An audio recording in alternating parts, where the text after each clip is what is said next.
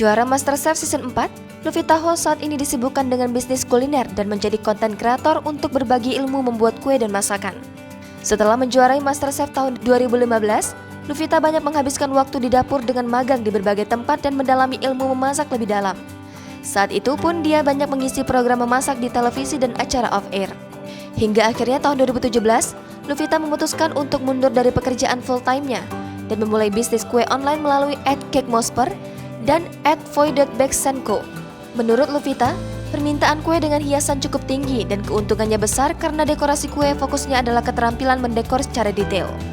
Setelah menghasilkan modal yang cukup, Luvita baru mulai menggarap bisnis kue berbeda lewat @voy.bakesenco. Produknya yang paling laris adalah klasik soft baked cookies, brownies, dan tiramisu.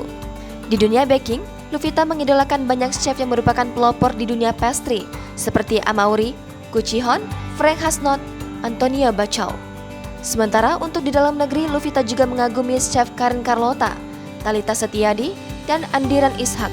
Untuk mencari inspirasi, Luvita rajin mengamati dessert berbagai restoran dan kafe, selain mengeksplor di YouTube atau buku. Walau mengikuti tren dessert kekinian, Luvita berprinsip keterampilan dasar membuat kue adalah hal terpenting, karena sesusah apapun teknik cooking atau baking pasti akan kembali ke teknik dasar. Hingga kini, Luvita tak mau merasa puas dan masih berambisi untuk terus mengasah keterampilannya.